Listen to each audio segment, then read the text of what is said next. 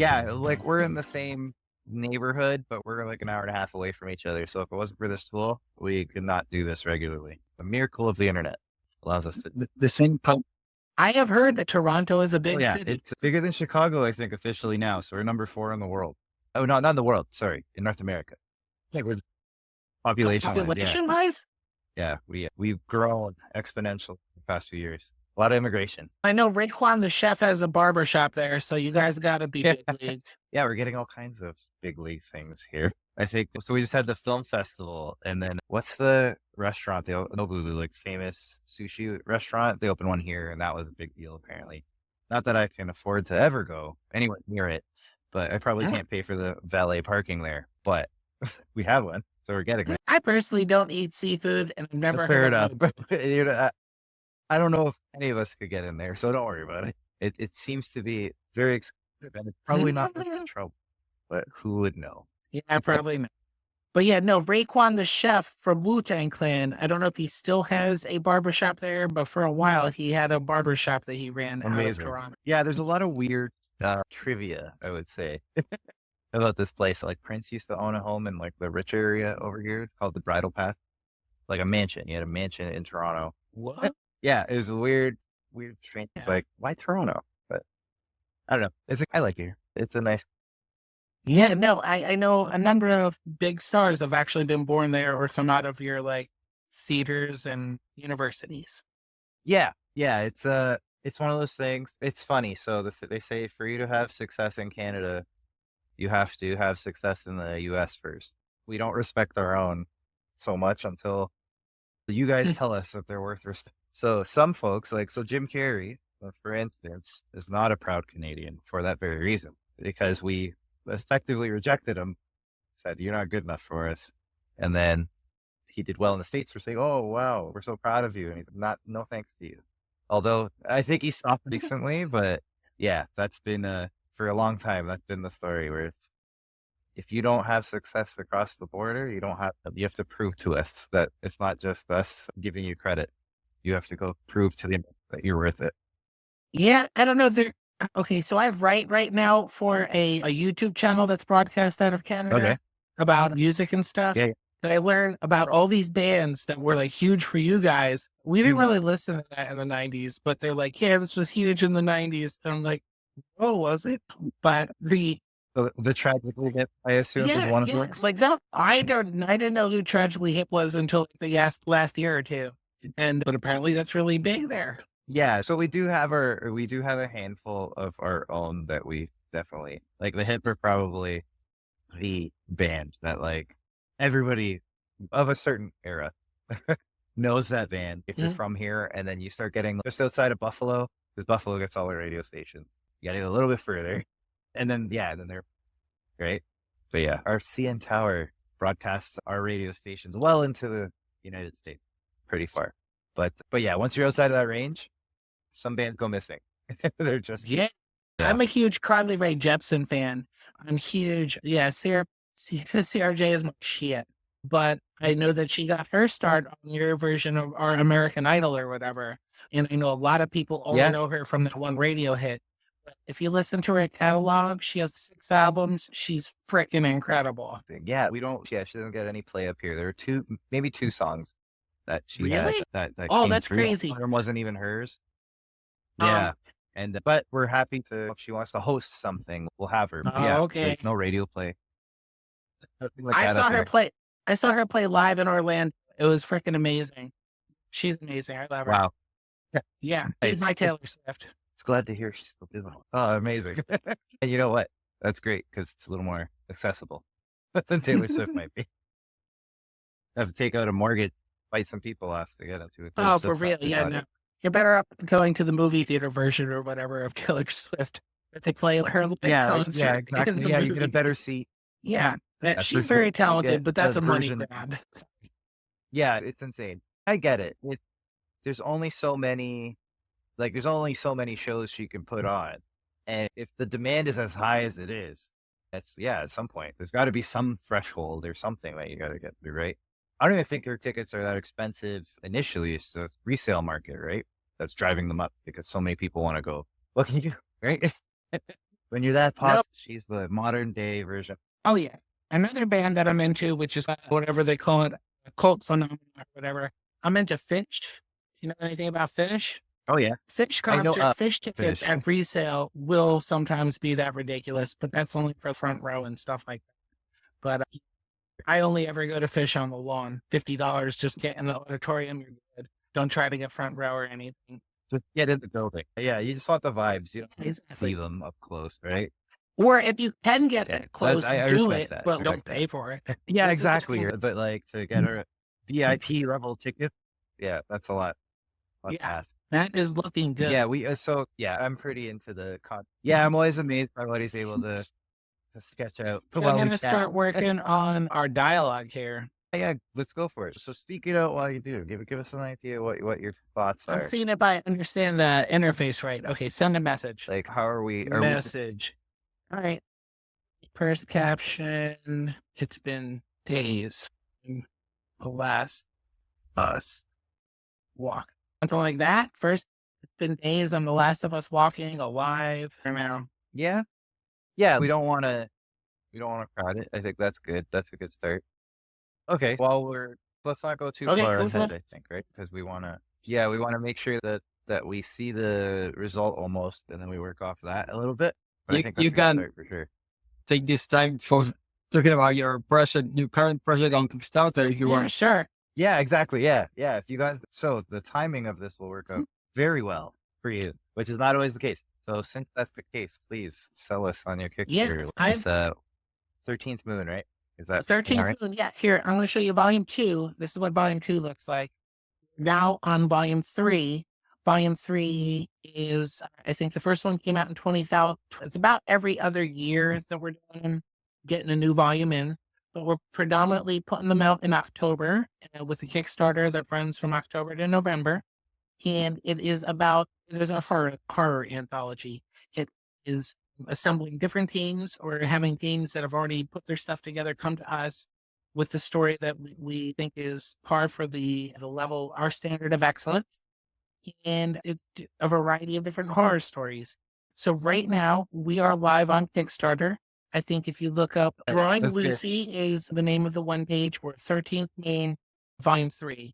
13 with the numbers, but 3 with the letters. And yeah, it's a lot of fun. Since I've been doing this, every team I've worked with has been incredible. Sometimes it's horror comedy. Sometimes it's really gory comedy. There's definitely a sci-fi comedy in each volume so far. And it's basically what an anthology is supposed to be, which is variety, uniqueness, and just the whole gamut. And we're happy to be putting out volume 3. Bayron Calderon is the person whose account it is on Kickstarter. He is the artist who A, did that cover, B, does the Lucy and the Doombringers stories. Lucy and the Doombringers are a heavy metal band based out of New Jersey. Lucy is the daughter of the devil. The rest of the band are just regular human people in New Jersey that she met in the first story in volume 1.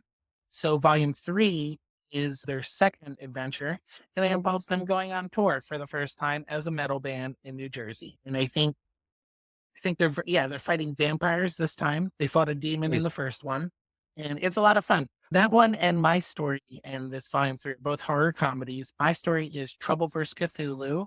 Trouble is my 25th century superhero. She's a retired Marine that kind of doesn't want to be a superhero, but shit just keeps popping off around her, and she's saying, I'll handle this. In volume 3, she fights Cthulhu, which is ridiculous. There's no way that she's actually powerful enough to beat Cthulhu. But we framed the story in such a way that it was more of a comedy and about her and a relationship with her young apprentice, let's say, another superhero in the making, a young girl named Pinball, who is a computer hacker, who in that continuity is one of her friends and part of her team. Come on over here to peek at the art process. Nice. Okay, so of course for this anthology, it sounds like you have ongoing stories within each volume. Plus, so is there like a mix of one-off stories and ongoing? No, Or is it all absolutely. It's a ongoing? mix Like, of both. how is it? For example, in volume 3, we have part 2 of Moloch Reigning Devil story. Moloch is one of our flagship characters at 123 Go. Moloch is the angel that God sent to hell to kill Lucifer. And when he succeeded, he found out now he's the new devil. And he had always been like a very loyal angel, always supporting heaven. So now to have to be in charge of hell, he's, wait, what? This sucks. A, this sucks because I want to go back to heaven. And B, not all the demons want to obey him. So he's immediately faced with going to war with all the other demons. But he learns right before he kills Lucifer, basically, he learns, if you do this, you're in charge, just so you know. And he's, whatever, I'm going to, that was my job. And now he's the new devil. So this is part of that macroverse. It is a story from the Book of Enoch, which the Book of Enoch is a real thing historically. It's not something the church recognizes as canon. The canonical gospels all were decided at the Council of Nicaea. The Book of Enoch is one of 50 volumes that they discarded as, oh no, let's make that myth. Let's not make that like what we really want people to believe. But in the Book of Enoch, they tell these stories about angels have sex with human women, and then they produce these giant children. And so what's his face? Goliath from the David and Goliath story would have been like one of those creatures that was created because allegedly, according to other books, the angels and humans were having children.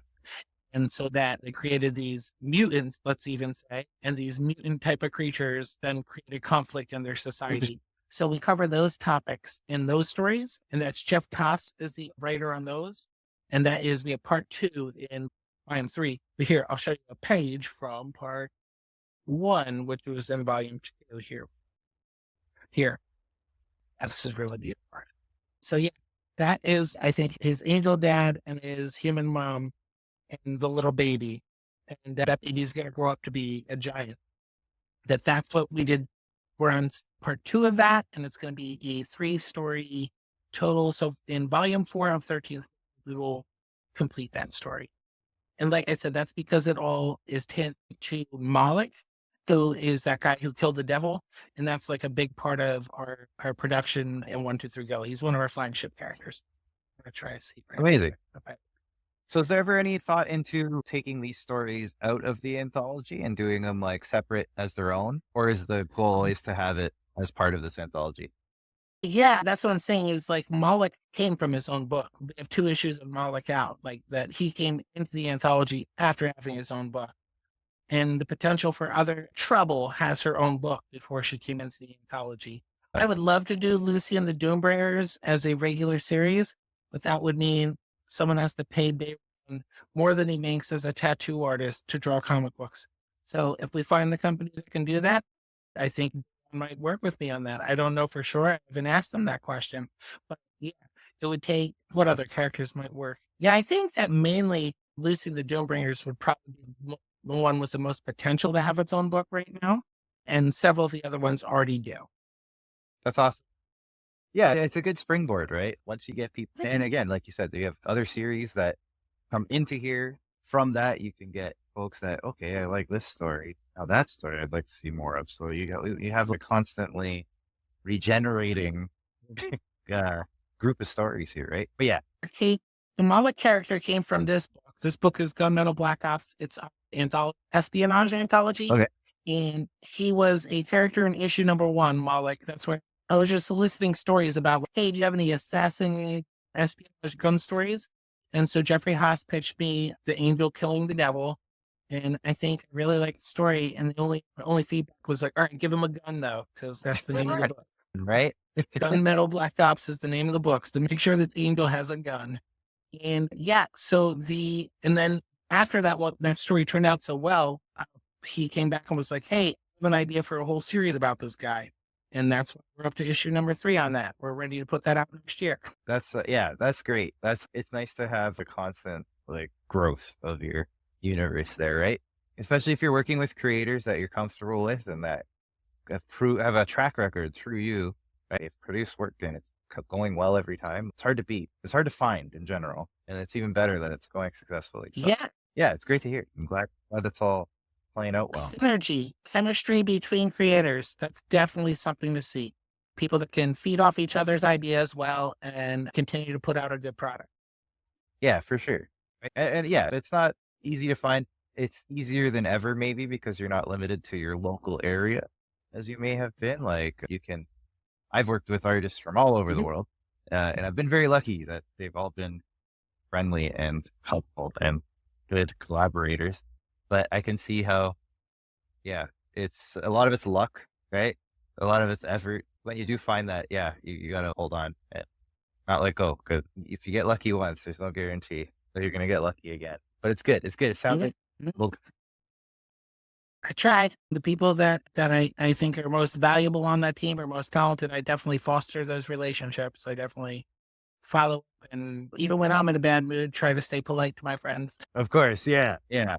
Everybody has their bad days, but you don't need to make them also have your bad day, right? If you Yeah, can. exactly. Yeah. These people that have carried my stories and or nurture their ideas and edit their ideas for years, be keep it the more you keep your business on a friend level, the better your business is going to be. Like the more you care about the people you work with, the better the product's going to be, the better your art is going to be. Oh, I like the way you just mirror flipped that. You're like, you made a hand, boom, two hands. That was cool. You caught him cheating. Yeah. No, it's not cheating. That's efficiency. That's what that is. It looks good though. Like if you weren't looking Being really practical. closely, you wouldn't even know. No, yeah, no, they wouldn't have. And actually, with just the slightest alteration as it goes on, like the two hands will be asymmetrical rather than symmetrical. Exactly. There we got in his head. He's manipulating fingers. Another thing that we So got from Toronto recently, though, I'm a New Jersey Devils hockey fan. We got Sheldon Keefe from you guys. Are you actually, a hockey fan at all? I don't want to. You're welcome. Yeah. Ah, Yeah. Red Wings. okay, cool. Yeah. I hasn't been a good decade for us, but yeah, Toronto. So No. Toronto's like Toronto, Montreal, New York, most expensive teams in the NHL. Detroit was always relatively affordable, so I became a Red Wings fan over time because I could drive 3 again, hours and be in Detroit and sit almost wherever I wanted. Again, though, as a Devils fan, I've then got to be grateful to the Red Wings for letting us sweep them for our first Stanley Cup championship. Oh, you cut out there. What's that? I said I have to thank the Red Wings for letting us sweep them for our first Stanley Cup. Yeah, I wish I didn't have you repeat that. Yes, I'm aware of that. But that was like it's one of those things you almost needed it to happen to have another go at it. Yeah, Like rebuild, redirected. impetus Yeah, for- I listened to yeah, like you need that. I listened to the last game of that finals as I was high school graduation. I'm waiting for them to announce my name, but I had a Walkman in my ear, like listening to the hockey game. I respect that. That's awesome. Yeah, that's awesome. I've been to Newark to watch games in Jersey quite a bit. It's excellent nachos. I'll say that. Excellent nachos, excellent heckle. I love that no matter who they're playing, they're giving it to the Rangers every game. I don't know why, but I do appreciate that. But yeah, it's a good stadium. I like it there. Yeah, it's been a lot of fun. I've been at like 3 or 4 games in these. I used to go to the games as a kid when it was still Brendan Oh, wow, Byrne yeah. Arena over in the Meadowlands. And me, my brother, and my grandfather used to chant 1940, 1940, because that was the last time the Rangers won. Yeah, that's awesome. Yeah, it's such a good rivalry. I'm jealous because yeah, like we don't necessarily have that here. Detroit's been dragged back and forth from the east to the west to the east again, right? So there's there's a bit of a rivalry with Toronto, but it's not entirely, right? Because everyone hates Toronto. So can you call it like Montreal and Toronto is the only real one, and then everyone else just anyone in the vicinity of Toronto like just has it in for them because they dominate the market here, right? You go to a Red Wings game and they're playing Toronto, you're paying Toronto prices in Detroit. You're paying that in Buffalo, you're paying that in Ottawa. It's insane. They travel well. So yeah, so you're bound to hate them when you can't even go to your own team because the Toronto people have showed up. I totally, yeah, I get that. But yeah, it's nice to have a proper earned rivalry, right? Where you don't necessarily get that in Detroit. Yeah, it's only 30 years old, 40 years old at this point. It's Devils versus Rangers, but it's a pretty serious rivalry. Yeah, like you can feel it. Like it's a legit, yeah, it's like a derby game, like in football kind of thing. It's real. Where Yeah, it's the same, like Toronto, Montreal, like you feel that. That's a real rivalry. The Detroit, Columbus, that's not a thing. There's nothing there. It's just proximity, Columbus is right? barely a team. Yeah, Yeah. so you can't compare the Yeah. two. But that's just yeah, Detroit's really had short shrift in terms. But the freaking Canadians, Montreal Canadiens, they've won more cups Yeah, than when it doesn't anybody, count right? though, because there's 6 teams. So that's the Toronto and me. Well, we weren't alive Yeah, yet. exactly. They were barely playing hockey at the time, and it shouldn't count. But Montreal's fun though too. Yeah, you can't count those.